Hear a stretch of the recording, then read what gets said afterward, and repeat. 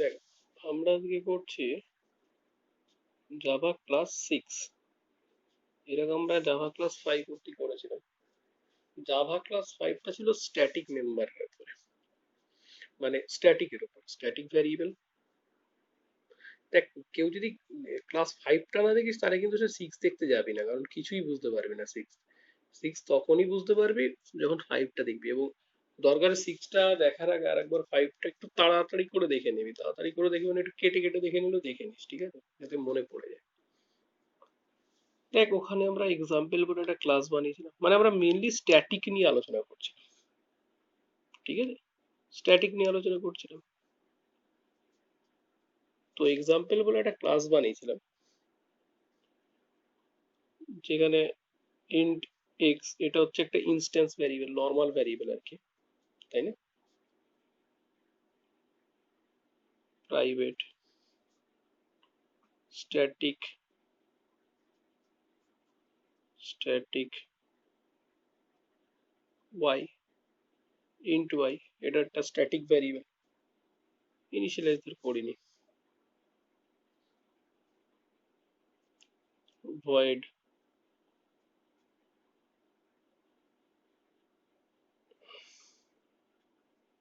a1 public ধর function, public void a1 বলে একটা ফাংশন নিচ্ছে। এর মধ্যে আমি ডিক্লেয়ার করলে পরে করবো আর কি, সেই হিসেবে জায়গা রেখে দিলাম। দেখ, স্ট্যাটিক ভ্যারিয়েবল, স্ট্যাটিক মেম্বার বা ফাংশন, মেথড বা ফাংশন। এবার দেখ, একটা স্ট্যাটিক মেথড বানাচ্ছে, ঠিক আগের দিন যা করেছিলাম তাই করছি। তফাৎটা কি আমি আসছি সেটা। f2 বলে একটা ফাংশন বানালাম স্যার, এই জায়গা ফাঁকা, এখানে কিছু ইনিশিয়ালাইজ করবো স্যার।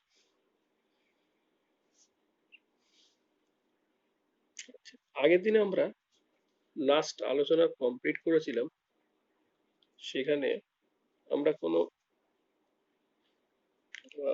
স্ট্যাটিক ক্লাস নিয়ে আলোচনা করিনি, বানিয়েছিলাম জাস্ট। এই টেস্ট বলে একটা ক্লাস বানাচ্ছি ধর, এর মধ্যে আমি আগের দিন কোনো কিছু মানে এই ক্লাসের মধ্যে লিখিনি, আজকে লিখবো। আর একটা জিনিস দেখ, এই আমি এক্সাম্পল ক্লাসটাকে শেষ করব, আগের দিন কিন্তু মেনটাকেও আমি এক্সাম্পল ক্লাসে রেখেছিলাম। আজকে আমি একটা আলাদা ক্লাস বানাচ্ছি মেনের জন্য, ঠিক আছে। এই এখান থেকে এই পর্যন্ত হচ্ছে এক্সাম্পল ক্লাসটা, তাই না?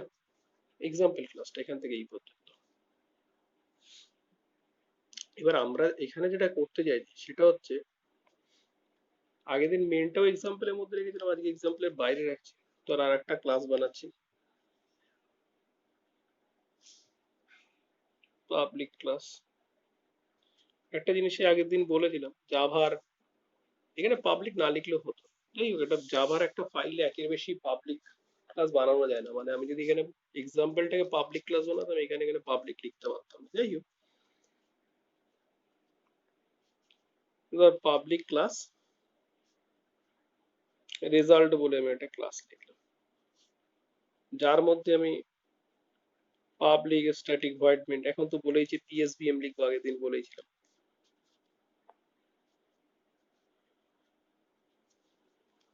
পিএসভিএম লিখবো। এইবার দেখ, এক্সাম্পল ক্লাসের যদি আমি একটা অবজেক্ট বানাতে যাই, কিভাবে বানাই আগের দিনই বানিয়েছি। নিউ এক্সাম্পল, এই এই হচ্ছে আমার একটা অবজেক্ট তৈরি হবে। এবার আমার যদি আমি এইদিকে ট্রাই রানের জন্য যদি ভাবি, এইদিকে যদি ভাবি, আমার যে অবজেক্টটা তৈরি হবে, এই যে new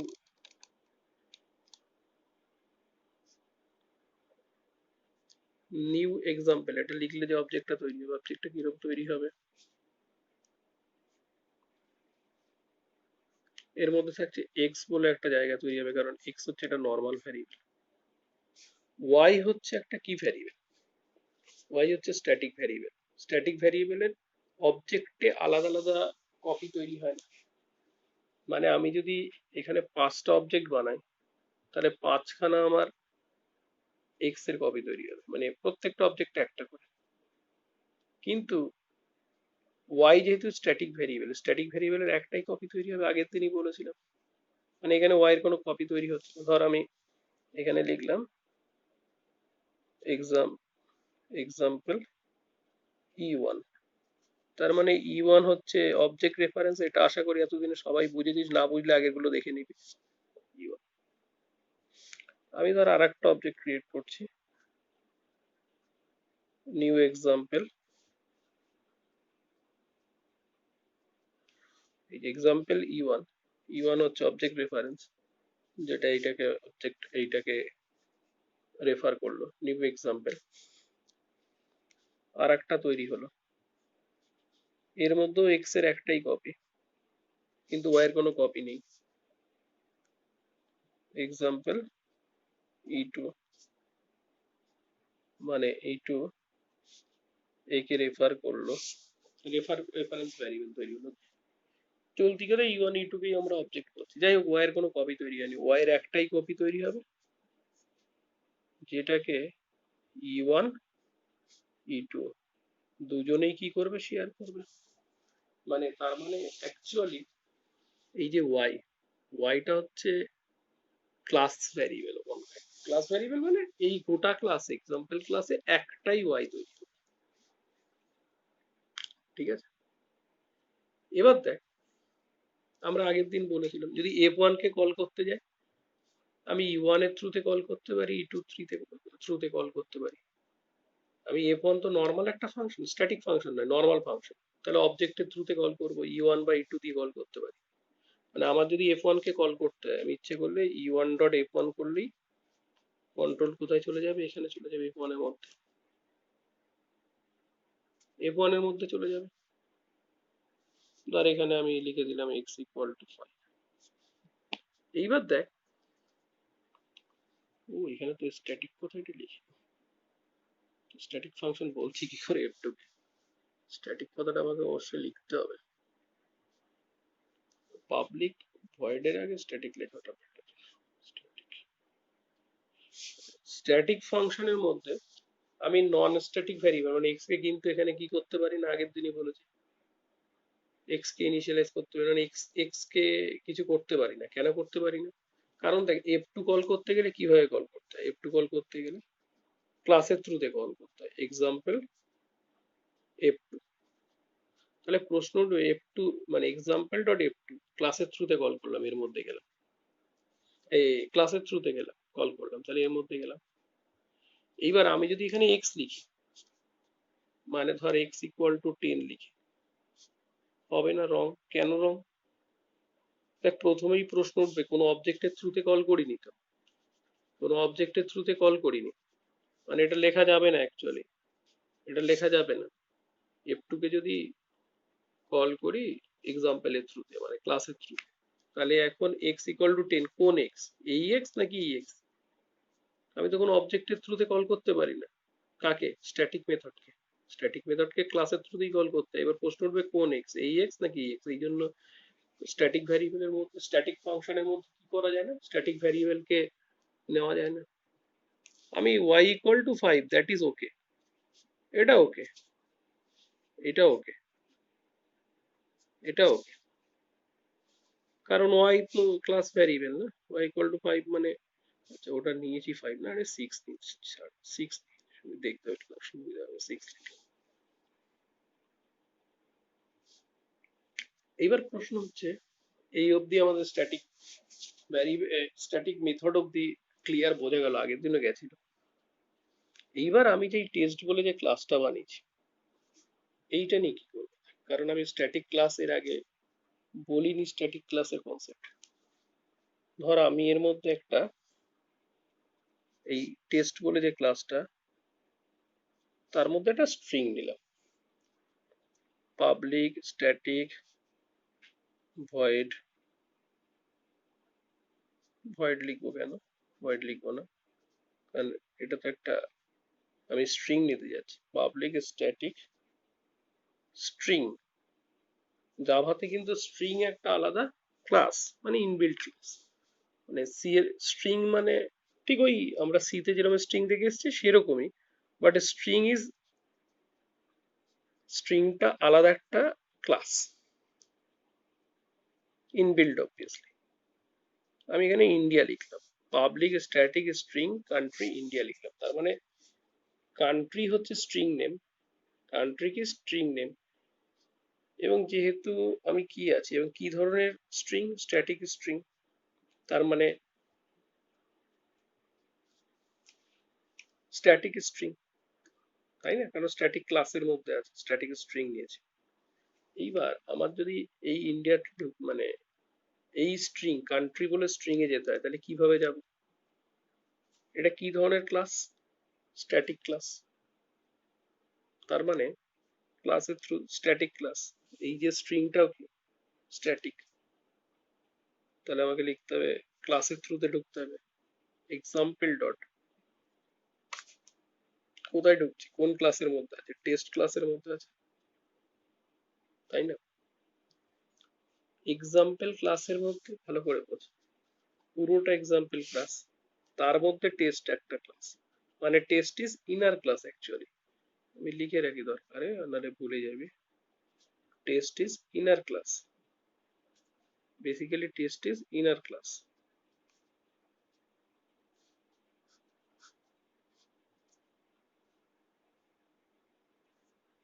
test is inner class, তার মানে এক্সাম্পল ক্লাসের মধ্যে টেস্ট হচ্ছে একটা ইনার ক্লাস। তাহলে আমাকে প্রথমে এক্সাম্পল ডট, মানে এই ক্লাসের মধ্যে ঢুকছি, টেস্ট ইনার ক্লাসে ঢুকছি, ডট কান্ট্রি, তাহলে আমার কি আসা উচিত? এক্সাম্পল মানে কার মধ্যে ঢুকলাম, এক্সাম্পল ক্লাসে ঢুকলাম, এক্সাম্পল ক্লাসের মধ্যে ডট টেস্ট মানে এই টেস্ট ক্লাসে ঢুকলাম, কান্ট্রি লিখলাম, স্ট্রিং ভ্যারিয়েবল লিখলাম, তার মানে এখানে এইটা মানে এই এইভাবে আমি কোথায় ঢুকলাম, এই স্ট্রিংটা নেমটাতে মানে স্ট্রিংটাতে ঢুকলাম, কান্ট্রি তো স্ট্রিং, সেখানটাতে ঢুকলাম। তো কান্ট্রির ভ্যালু কত, ইন্ডিয়া। এবার এটাকে যদি প্রিন্ট করতে চাই তাহলে আমাকে কি করতে হবে, obviously system dot out dot প্রিন্টএলএন, যেরকম আমরা যেভাবে প্রিন্ট করি, এই ব্র্যাকেটের মধ্যে এটা যদি দিই example dot state test dot country, তাহলে আমার কত প্রিন্ট হয়ে যাবে, ইন্ডিয়া প্রিন্ট হয়ে যাবে। এই আমি পাবলিক স্ট্যাটিক ভয়েড মেইনটা কমপ্লিট করলাম, এই আমি রেজাল্ট ক্লাসটা কমপ্লিট করলাম। এই হচ্ছে আমার দুটো ফাংশন, দুটো ক্লাস নিয়ে, মানে এক্সাম্পল আর রেজাল্ট, এই দুটো ক্লাস নিয়ে একটা জাভা ফাইল, একটা জাভা প্রোগ্রাম তৈরি। এই জাভা প্রোগ্রামটার নাম আমাকে কি দিতে হবে? দেখ, আগের এই প্রোগ্রামটাকেই যখন আমি কিভাবে করেছিলাম আগের দিন ক্লাস নাম্বার 5-এ, আজকে যেটার পিডিএফটা দিয়ে দেবো, কারণ 5-এর পিডিএফটা দেওয়া হয়নি, আমি বলেছিলাম 6 পড়িয়ে তারপরে 5-এর পিডিএফ দেবো, সেটা দিয়ে দেবো আজকে। তো আগের দিন তো আমাদের এই এক্সাম্পল ক্লাসের মধ্যেই মেনটা লিখেছিলাম, কাজেই আমি ফাইলটার নাম লিখেছিলাম এক্সাম্পল ডট জাভা।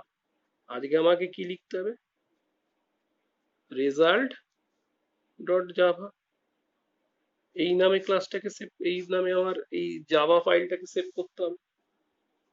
প্রথমে জাভাসি কম্পাইলারের মধ্যে দিয়ে জাভাসি রেজাল্টকে পাস করালে কি হবে, জাভাসি রেজাল্ট ডট জাভা পাস করালে কি হবে, ডট ক্লাস তৈরি হবে বাইট কোডে।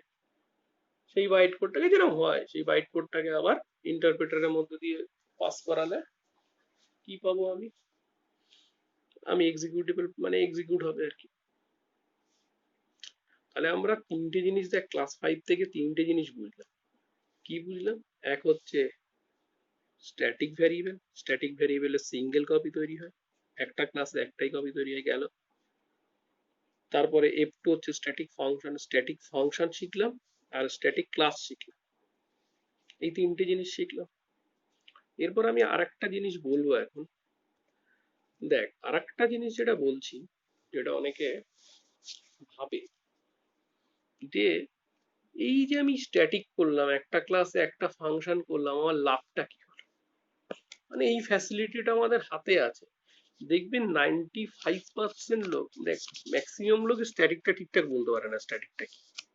ঠিক আছে, সোজা কথা, স্ট্যাটিক ভ্যারিয়েবল হলে সিঙ্গেল কপি তৈরি হবে, তার মানে অ্যাকচুয়ালি অবজেক্ট ইউজ না করেই, মানে যেমন এই রেজাল্ট ক্লাস, রেজাল্ট ক্লাসের তো আমি কি কোনো অবজেক্ট ক্রিয়েট করেছি, করিনি। তার মানে অ্যাকচুয়ালি স্ট্যাটিক থাকলে কি হয়, অবজেক্ট ক্রিয়েট না করেও কাজ করা যায়, তাই না? যেমন এর মধ্যে পিএসভিএম, পাবলিক স্ট্যাটিক ভয়েড মেন, এই যে মেনের আগে এই স্ট্যাটিক কথাটা লিখতে হয় কেন? কারণ এই মেন কার ক্লাসের মধ্যে আছে? এই রেজাল্ট ক্লাসের মধ্যে আছে। মেনের হোল্ডিং ক্লাসটা হচ্ছে রেজাল্ট। তাহলে এই রেজাল্ট ক্লাসের অবজেক্ট ক্রিয়েট না করেও আমার কি করা যায়? রান করানো যায়। এই কারণ সেটা গেল। এবার স্ট্যাটিক এই যে মেম্বার টেম্বার গুলো করলাম, এর এর পেছনে আমার সুবিধাটা কি? মানে আমি এই জিনিসটা বললেই ম্যাক্সিমাম লোক আসে, এর সুবিধা কি? একটা জিনিস খুব ভালো করে বোঝ। ধর আমি ব্যাংকের একটা, মানে এইখানেই আমাদের, আমি এখানে বোঝাতে চাইছি যে আমরা যখন একটা সত্যি সত্যি সাইট ডিজাইনিং করব, বা সত্যি সত্যি কোনো কিছুর ক্ষেত্রে আমরা জাভাকে ইমপ্লিমেন্ট করবো, ধর একটা ব্যাংকিং সফটওয়্যার জাভা দিয়ে ইমপ্লিমেন্ট করতে চাইছি, সেখানে আমি স্ট্যাটিকটা কিভাবে কাজে লাগাতে পারি? জাস্ট একটা ছোট্ট এক্সাম্পল দিয়ে বোঝাচ্ছি। অ্যাকাউন্ট বলে একটা অ্যাকাউন্ট, ব্যাংকে তো অ্যাকাউন্ট একটা গুরুত্বপূর্ণ বিষয়। তাহলে আমি অ্যাকাউন্ট বলে একটা ক্লাস তৈরি করলাম। অ্যাকাউন্ট বলে একটা ক্লাস, ক্লাস অ্যাকাউন্ট। বিভিন্ন লোকের অ্যাকাউন্ট আছে, বিভিন্ন লোকের বিভিন্ন অ্যাকাউন্ট আছে, তাই না? বিবিধ লোকের বিবিধ অ্যাকাউন্ট আছে, তাহলে কিভাবে হবে? এবার দেখ, মানে এর অ্যাকাউন্ট নাম্বার, এটা একটা গুরুত্বপূর্ণ জিনিস, তাহলে সেটাকে আমি অ্যাকাউন্ট নাম্বার, এই অ্যাকাউন্ট ক্লাসের মধ্যে অ্যাকাউন্ট নাম্বার রাখলাম। খুব ভালো কথা, যেটাকে নর্মাল ভ্যারিয়েবল হিসেবে রেখেছি। কারণ বিভিন্ন লোকের বিভিন্ন নাম্বার। কারণ আমি যেই অ্যাকাউন্টের অবজেক্ট তৈরি করবো, এই অ্যাকাউন্টের অবজেক্ট তৈরি করবো পরবর্তীতে অন্য কোথাও, ধর গিয়ে এই ক্লাসটা ধর এখান থেকে এই পর্যন্ত আছে। হ্যাঁ, আমি যখন বিভিন্ন লোকের অ্যাকাউন্ট তৈরি করব তখন আমি কিভাবে করব? নিউ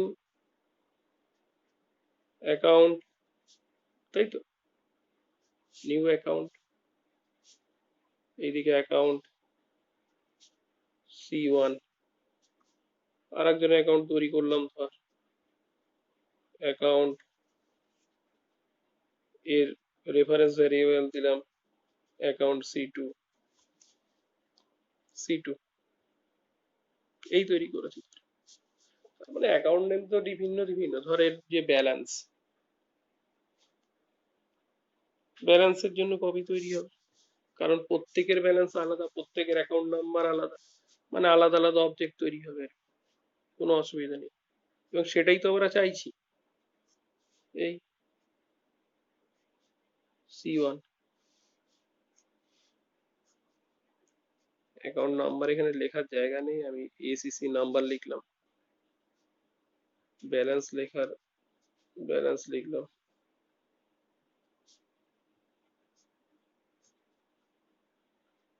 ACC নাম্বার, ব্যালেন্স লিখলাম।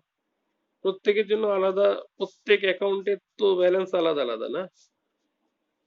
মানে এটা তো C1 কাস্টমার 1 এর, এটা তো কাস্টমার 2 এর অবজেক্ট। কারণ আমি যখনই অবজেক্ট ক্রিয়েট করছি নর্মাল ভ্যারিয়েবল কি হচ্ছে, তখনই আমার জায়গা পেয়ে যাচ্ছে, মেমোরি পেয়ে যাচ্ছে এই কপি গুলো তৈরি হবে। কারণ প্রত্যেকের আলাদা আলাদা ব্যালেন্স, একজনের ব্যালেন্স আরেকজন দেখতে পারবে, ঠিক আছে? কিন্তু দেখ কোনগুলোকে আমি স্ট্যাটিক বানাবো, তাহলে এগুলো তো নর্মাল ভ্যারিয়েবল বানাচ্ছি, স্ট্যাটিক কাকে বানাবো? ধর int rate of interest, int static, int static rate of interest. কেন রেট অফ ইন্টারেস্ট এইটাকে আমি স্ট্যাটিক ভ্যারিয়েবল বানাবো? কারণ ইন্টারেস্ট তো সমস্ত, রেট অফ ইন্টারেস্ট যেটা, রেট অফ ইন্টারেস্ট, এটা তো সমস্ত, রেট অফ ইন্টারেস্ট যেটা, সেটা তো সমস্ত কাস্টমারের জন্যই সেম, তাই না? রেট রেট অফ ইন্টারেস্ট যেটা আছে সেটা তো সমস্ত কাস্টমারের জন্যই সেম রেট অফ ইন্টারেস্ট। তাহলে আমি রেট অফ ইন্টারেস্ট, দেখ স্ট্যাটিকের একটা কাজ দেখ, আমি এখানে অন্য এইটাকে প্রোগ্রাম হিসেবে লিখতে চাইছি না, আমি জাস্ট বোঝাচ্ছি যে কিভাবে স্ট্যাটিকটা কাজ করে, মানে আমরা জাভা ইমপ্লিমেন্ট করার ক্ষেত্রে এই স্ট্যাটিকটা যে আমরা শিখলাম, স্ট্যাটিক ভ্যারিয়েবলটা, তাহলে সেটা কোথায় কিভাবে কাজে লাগাচ্ছি, যে গোটা ক্লাসের একটাই কপি তৈরি হচ্ছে, কিন্তু লাভটা কোথায় হচ্ছে? দেখ C1 C2 প্রত্যেক কাস্টমার হোল্ডারের ক্ষেত্রে রেট অফ ইন্টারেস্ট তো, যদি এফডি অ্যাকাউন্ট থাকে, তো দুজনেরই এফডি অ্যাকাউন্ট, একজনের ব্যালেন্স আর একজন দেখতে পাবে না, তার জন্য প্রত্যেকটা অবজেক্টের আলাদা আলাদা কি বানাচ্ছি, প্রত্যেকটা অবজেক্টের আমি আলাদা আলাদা অবজেক্ট প্রত্যেকটা আলাদা আলাদা অবজেক্ট বানাচ্ছি প্রত্যেক কাস্টমারের জন্য, প্রত্যেক কাস্টমারের জন্য যে তখন আলাদা আলাদা অবজেক্ট বানাচ্ছি, অবজেক্ট বানানোর সময়ই অ্যাকাউন্ট নাম্বার, ব্যালেন্স এগুলো সব আলাদা আলাদা কপি তৈরি হচ্ছে। কিন্তু রেট অফ ইন্টারেস্ট তো সবার জন্য সেম, আমি প্রত্যেকের জন্য আলাদা আলাদা বানাবো কেন, তাই না? মেমোরি নষ্ট করবো কেন?